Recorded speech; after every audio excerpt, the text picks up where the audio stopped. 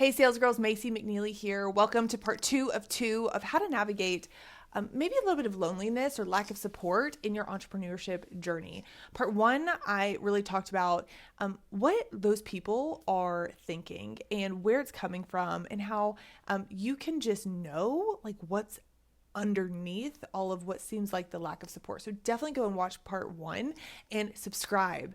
Kat and myself are the sales girls, and we put out videos every week, 2 times a week, that helps you develop into a sales girl, which is a new breed of female entrepreneurs who does what they love and gets beautifully compensated for it. And today, part two is all about how you can make things mean whatever you want them to mean. I know it's very tempting to believe that if someone else were to act a very specific way, then and only then could you feel supported or feel like they believe in you or feel loved. And I've been in that same exact seat. I know exactly what it feels like to want to control the people in your life. 100%. I fight it almost every day. But one of the best things that I've ever done just for myself is just let that go. And just decide that no one has to do anything for me to feel a certain way. And I want to tell you a couple of things that you can do to really also experience this and lock into this new mindset of I've got this, and I'm going to continue to move forward and move my mission forward and maintain beautiful relationships at the same time.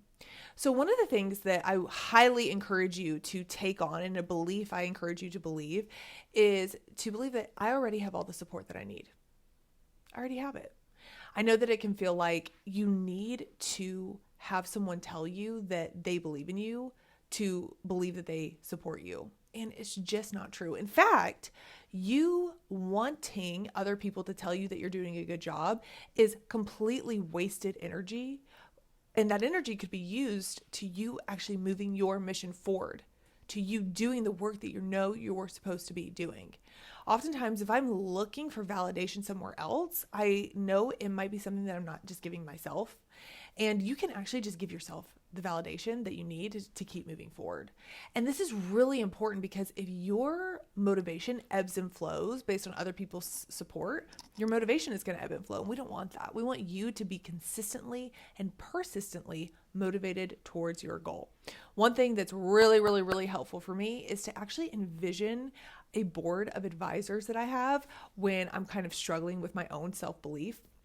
These people have no idea I exist. One of them does, but most of them have no idea I exist, but I look up to them so much. People like Sarah Blakely, Layla Hermosi, Brooke Castillo, John Gordon. Myron Golden is my actual coach, so I do have access to him, but he's in there for sure. Just all these amazing people that I love listening to, and I kind of know how they think based on what I know about them. And so when I'm struggling, I will sometimes literally sit in my chair, close my eyes, and envision my board of advisors. And I'm asking them questions, and I'm sharing that what I'm struggling with. And I imagine them telling me that it's worth it, that I have something of value, that I can change people's lives to keep going. I've got what it takes. And I'm telling you, I've done this for the last 6 years of my life, and it is one of the most helpful kind of hacks to kind of project yourself into a new tribe, so to speak, and just believe that you are a part of them and just decide that you are a part of them. The second thing that I cannot encourage you enough to believe is that they just want me to be safe. So when someone is telling you that they don't think that you should do this, that it's too scary, it's too risky, why would you put yourself through this? You can be like, what? Why don't you believe in me? Are you kidding me? Like that response could come up for you. And I just want you to settle in and choose to believe that they just want me to be safe. Right? You can make it mean that they don't love you. You can make it mean that they don't support you, or you can make it mean that they love you so much that this is what they're willing to do to talk to you in this way to keep you safe. Now, one thing that I think is worth mentioning is when you over dramatize something, that is typically a way for you to also get out of your work. Honestly, like when you make almost like a soap opera situation out of what's happening, that is something that you can kind of use your energy on and use your mind and use your thoughts on so that you don't have to keep moving forward of what you know you should actually be doing. And I have 100% been there. I just want you to know that. Like, I, no question, have been in a place where I just want to be dramatic and I want it to like feel like the world is against me.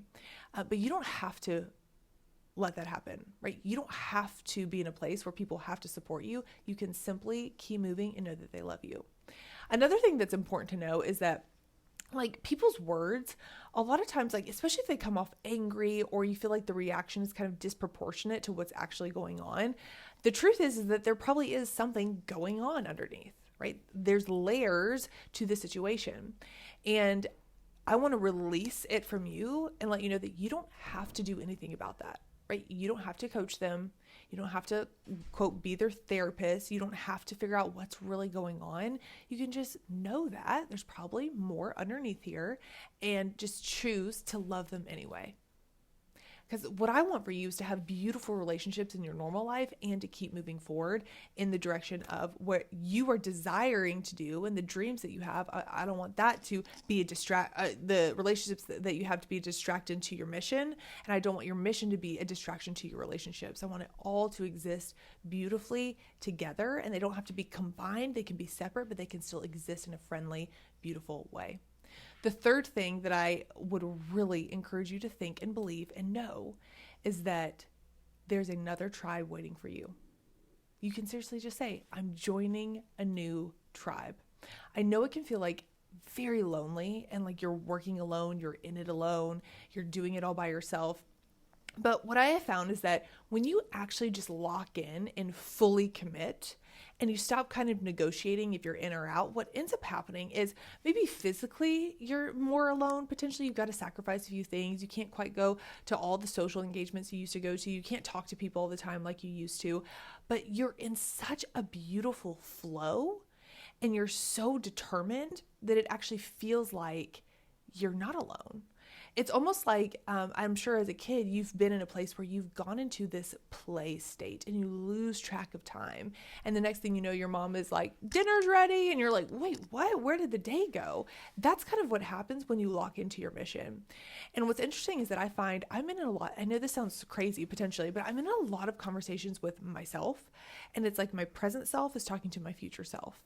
And then my present self is talking to my board of advisors.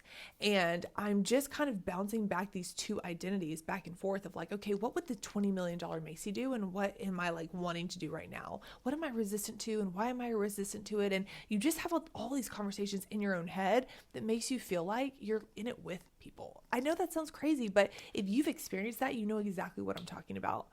And I also want you to know, this is so helpful for me to believe that there is an army of sales girls just like you who is on a mission, who wants to make a difference and who wants to be compensated for it, that is in the trenches at the same time. You might not know exactly what they're doing every single day, but you know that there are women who think like you. There are women who understand what you're trying to do and that believe in you so much. I want to read something called our Sales Girl Manifesto to you. And this is something that like, if you get down with, you can just decide that you're a part of our tribe.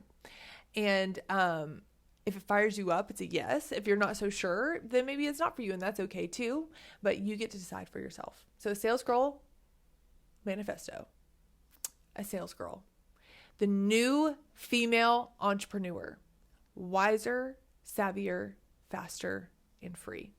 A sales girl believes her business is a calling. Her products, services, and the message she shares has the ability to change the lives of the people that they've been called to serve. A sales girl has the heart of a soldier on a noble mission. She believes in always staying ready. High achieving is her middle name. Sales girls have a vision. They articulate their message. They create their own luck. They influence the world around her for good. I am a sales girl, and I am just one conversation away. If this resonated with you at all, I cannot recommend joining the Sell Your Offer Challenge. We do this once a month. All the information is going to be in the description below, but you get to be in a room with sales girls. who get it, who want to talk about business, who want to talk about their dreams, who want to talk about their future, because there is so much hope in their future. And people are on a mission and they are fired up about their mission. So definitely join us for the next Sell Your Offer Challenge. And I highly recommend join the VIP seat so that we can spend an entire week together of coaching. That is where a lot of the magic happens. And if you can't make the coaching, that's okay too. You can get a general admission seat and still get incredible momentum from just 1 week of being in our challenge. I can't wait to see you there, hopefully. And we'll see you on the next video. Bye.